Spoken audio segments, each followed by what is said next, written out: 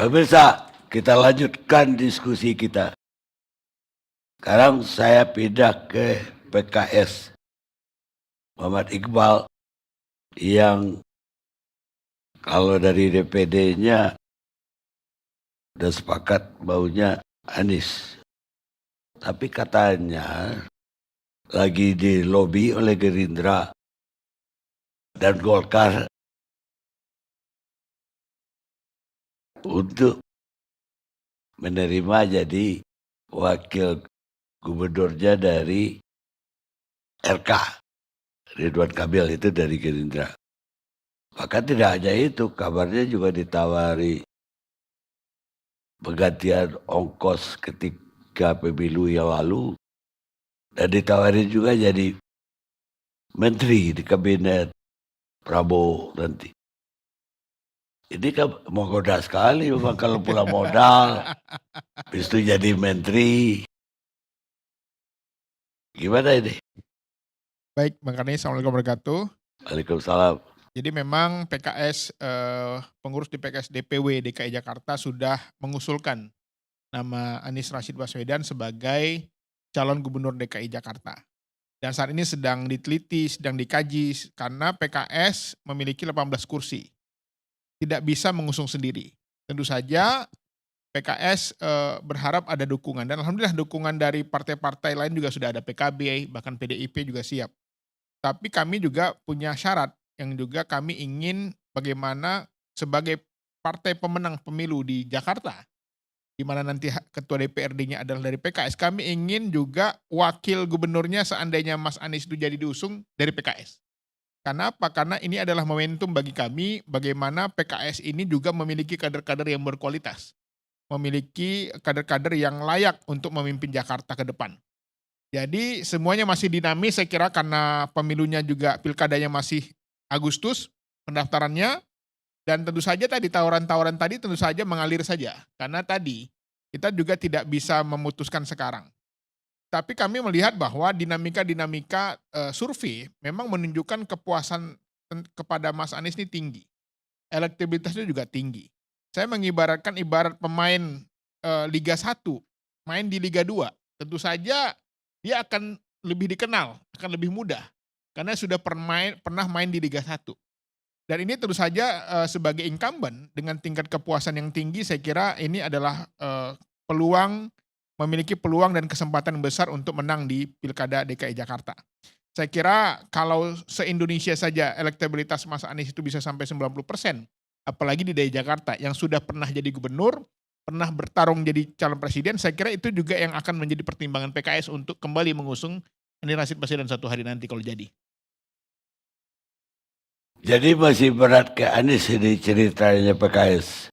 Ya saya kira usulannya sudah diusulkan, Dewan Pimpinan Tingkat Pusat dan tim penilai sedang mengkaji, tetapi lagi-lagi karena tidak bisa mengusung sendiri, tentu saja nggak bisa buru-buru banget nih.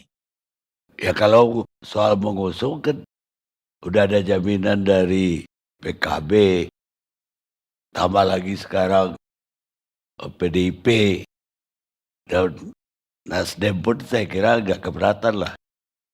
Lah kalau soal gusung, tapi soal biaya selama pemilu dijamin, nah itu kan nggak ada dari mereka. Apalagi jadi menteri. Saya kira ini kan semuanya sesuatu yang sifatnya masih belum pasti lah. Apakah tawaran itu resmi atau tidak. Ini mungkin ada yang ngajak ngopi-ngopi cerita-cerita begitu. Tetapi setahu saya di DPP tidak ada sesuatu yang harus seperti Bang Karni sampaikan. Tetapi tadi mungkin kalau masih pendekatan-pendekatan ya, tawaran-tawaran yang sifatnya tidak resmi lah ya. Itu pun juga nggak jamin juga dari pimpinan ya. Bisa jadi itu hanya nguji-nguji aja. Tetapi saya menarik tadi dari Bung Dede tadi ya, yang mengatakan bahwa Gibran itu Kaisang itu belum pasti, kami nggak tahu menau. Ini saya ingat waktu Gibran nyalon begitu juga Bang Ges ya. Oh kami nggak tahu, ini kan urusan MK gitu kan. Tiba-tiba operasi jadi gitu ya. Jadi menurut saya memang karena PSI pernah begitu, jadi orang nggak percaya kalau dikatakan Gibran itu hanya tes-tes ombak aja. Bisa jadi Gibran ini udah pasang kuda-kuda. Kaisang ini udah pasang kuda-kuda gitu ya. Karena kemarin saya diskusi dengan TV sebelah dengan teman-teman Projo.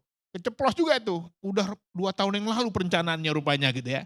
Jadi memang saya sama Bang Ges ini sepakat kalau PSI mengatakan Kaisang belum tentu nyalon, itu biasanya pasti semangat untuk nyalon biasanya.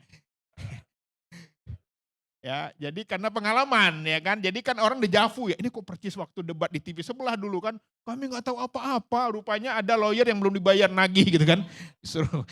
Jadi memang itulah politik ya kan, tetapi bagi kami sebagai pemenang pemilu di Jakarta, kami mengucapkan terima kasih kepada rakyat Jakarta dan tentu saja bayangkan kami dapat 5 kursi DPR RI dari Jakarta, 18 kursi DPRD. Ini sebuah kehormatan bagi rakyat Jakarta, bagi kami PKS yang pernah dulu menang 2004 kembali dipercaya rakyat Jakarta. Jadi ini tentu saja tidak akan kami sia-siakan kesempatan ini bagaimana membangun kembali daerah khusus ibu kota Jakarta ini. Karena saya meyakini selagi belum ada Kepresnya ini masih tetap daerah khusus ibu kota. Karena itu dalam undang-undang disahkan Kepresnya baru dikatakan baru daerah DKJ. Jadi kami juga secara analisa nggak mungkin juga, nggak yakin juga Jakarta ini akan pindah dan Kepresnya mau ditandatangani segera. Makanya para pemimpin partai politik sangat ingin juga Jakarta ini mereka kuasai. Karena bisa jadi itu 15 tahun ke depan, 30 tahun ke depan. Demikian Bang.